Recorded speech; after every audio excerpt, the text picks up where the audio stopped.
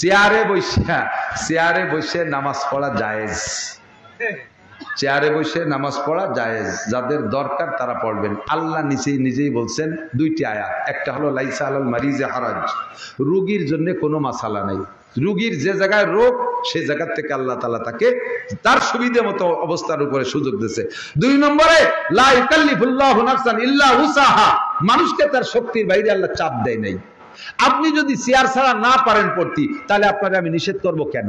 বাকি কথা হলো আপনার চেয়ার দরকার কোন জায়গা থেকে সেই জায়গা ব্যবহার করবেন, তার আগে পরে ব্যবহার করলে হবে না।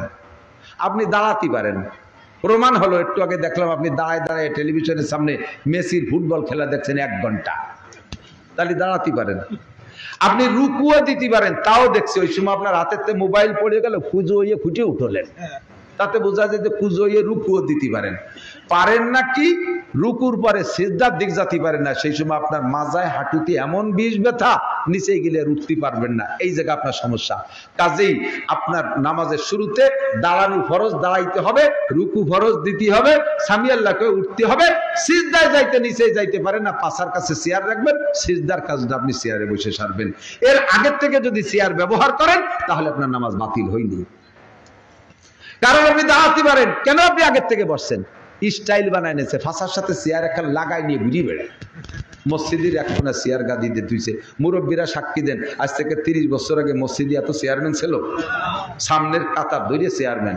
কালকে গেছিলাম মাগুরা মাগুর করতে, জাগে মশলা তাকে কাছে কালকে ওই জায়গায় চেয়ারের মশলা উঠে গেছে। এই মাগুরাতে আমার একজন ফোন করছে, হুজুর চেয়ারে নামাজ পড়া যায়? তা আমি এভাবে বললাম যে এইভাবে জায়েজ, এইভাবে কয় যে সাধারণভাবে জায়েজ করে সর্বনাশটা করে দিয়েছেন। আমাকে মসজিদের প্রথম কাতার সব চেয়ারম্যান, এক কাতার পুরো চেয়ারম্যান। এখন বললাম যে যদি দরকার হয় তাই বসবে না কেন? কয় যে হুজুর আমাকে ইমাম সাহেব তো চেয়ারে বসে পড়াতে চাচ্ছে, তা কি হবে? ইমামও বলে চেয়ারে বসবে। দাও ইমামরে চেয়ার দাও, তোমরা বিছনে বিছান বানায় ফেলে শুয়ে পড়বা, জায়গা পাও না।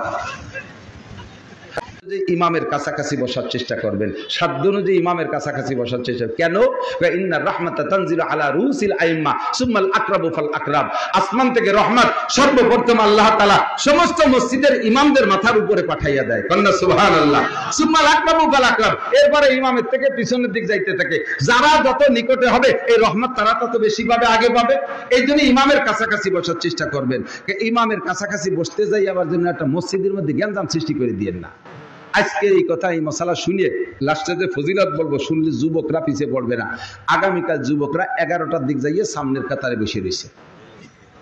এতদিন যারা 6 নম্বর কাতারে থাকে, আজকে শুক্রবারে যে সেই যুবকরা সব সামনের কাতারে। এখন এতদিন যে মুরব্বীরা সামনে বসতো তারা পিছিয়ে পড়ে গেছে। মসজিদের সভাপতি, মুতাওয়াল্লি, টাইলস দিয়েছে উনি, 7,000 টাকা উনি দিয়েছে, ইমামের বেতন দেয়, খাতি দেয়, পয়সা বেশি দেয়, তাকে একটা বেটু পাওয়ার আছে না? এই বেটু পাওয়ারওয়ালারা ইমামের পিছনে দাঁড়ায়। বেটু পাওয়ারওয়ালারা শুনে রেখে খেয়াল করেন, উচিত কথা কবরে মাসি তাই আর একবার এলাকায় আসি আর না আসি, খেয়াল করেন। ইমামের পিছনে বেটু পাওয়ারওয়ালা সপ্তাহে একদিনও রক্তিও নামাজ পড়তে আসে না, শুক্রবারে মুসল্লি আছে, ওনার নাম হলো শুকুর আলী মুসল্লি। এই শুকুর আলী মুসল্লি আসে ইমামের পিছনে যায়, নামাজ খান দিছে গোল গালে, ওনার জন্য জায়গা খালি থাকবে, আসতে বাঁচতে বসবে, ওই সিট খালি থাকবে, কারণ উনি 7,000 টাকা সব দিছে, উনি টাইলস কিনে দিছে, উনি বড় ডোনার, উনি চেয়ারম্যান, উনি সভাপতি, উনি সিগারেটারি না সেক্রেটারি, আইসে ওই জায়গা বসবে, যায় না খান বিছাইয়া গোল গালে বসে থাকে, এই জায়গা দখল করবে। আপনি এই জায়গা দখল করবেন না। আপনি কি কোরআন শরীফ ভালো করে পড়তে পারেন? আপনার কি কিরাত শুদ্ধ আছে? ঘটনা অ্যাক্সিডেন্ট হয়ে যেতে পারে।